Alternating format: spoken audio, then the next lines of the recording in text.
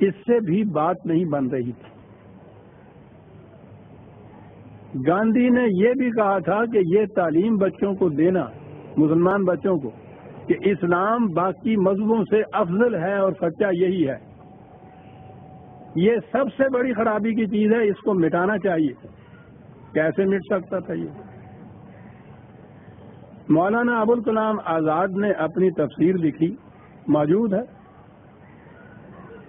اس میں انہوں نے یہ دعویٰ پیش کیا یا نظریہ پیش کیا کہ یہ کہنا صحیح نہیں ہے کہ فلاں مذہب سچا ہے، فلاں باطل ہے، فلاں افضل ہے، فلاں مفضول ہے۔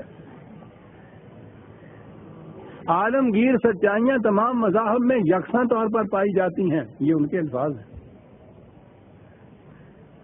ہر مذہب کا پیرو اگر اپنے مذہب کے اوپر قائم ہو جاتا ہے تو اسلام کہتا ہے کہ میرا جو فریضہ تھا وہ ادا ہو گیا۔ ہر اہل مذہب اپنے مذہب کے اوپر جو قائم ہو جائے۔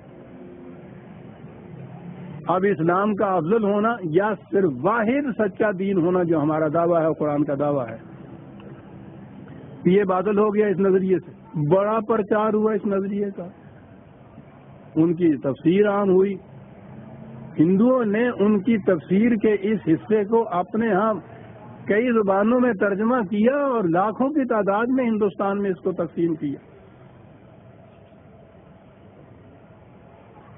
اللہ تعالیٰ کا فضل و کرم ہے۔ یہ عاجز و گناہ گار تھا۔ ابوالکلام آزاد پہ ہاتھ ڈالنا کوئی آسان بات نہیں تھی عزیزان من، لوگوں کے دلوں میں بڑا رعب تھا ان کا۔ ایک آواز تھی جو میری طرف سے اٹھی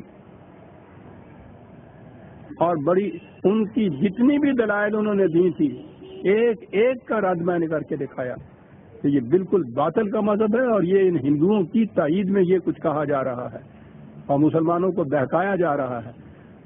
وہ میرا مضمون پھر بار بار چھپا، اب بھی میری کتابوں میں وہ موجود ہے۔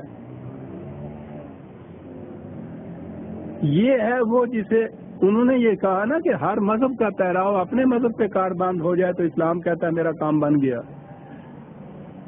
تو قرآن کے اوپر ایمان لانے کی ضرورت نہیں ہے۔ اور میں نے اس لیے کہا تھا کہ یہ اہم مقام ہے، وَآمَنُوا بِمَا نُزِّلَ عَلَىٰ محمد۔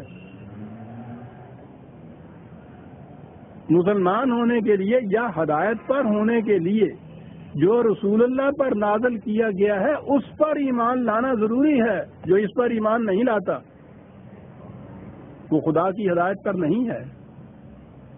اس لیے اگر یہ کہا جائے کہ ہر مذہب والا اپنے اپنے مذہب کے اوپر اگر کاربند ہو جائے تو اسلام کہتا ہے میرا کام ہو گیا، بالکل باطل ہے۔ وہ تو بما نزل علی محمد کے اوپر ایمان لانا شرط قرار دیتا ہے ایمان کی۔ یہ اہل کتاب کے متعلق بھی ہے، قرآن میں یہ ہے، اہل کتاب کو بھی دعوت دی گئی ہے قرآن پہ ایمان لانے کی، غیر اہل کتاب کو بھی یہ دعوت دی گئی ہے، تمام دنیا کے انسانوں کو یہ دعوت دی گئی ہے، حتیٰ کہ جو ہمارے جیسے اپنے آپ کو مسلمان کہتے ہیں۔ آپ کو معلوم ہے نا، کئی دفعہ یہ بات درس میں آ گئی، قرآن میں انہیں بھی کہا گیا ہے کہ تم بھی ایمان لاؤ اس قرآن کے اوپر۔ ہم سے بھی مطالبہ ہے،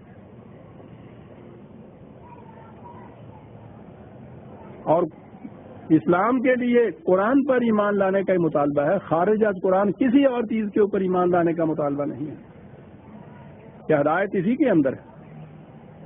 یہ کیوں اس کے اوپر ایمان لانا؟ وَهُوَ الْحَقُّ مِن رَبِّهِمْ، الحق دا اونلی ٹروتھ، صرف یہی صداقت ہے جو خدا کی طرف سے نازل ہوئی ہے۔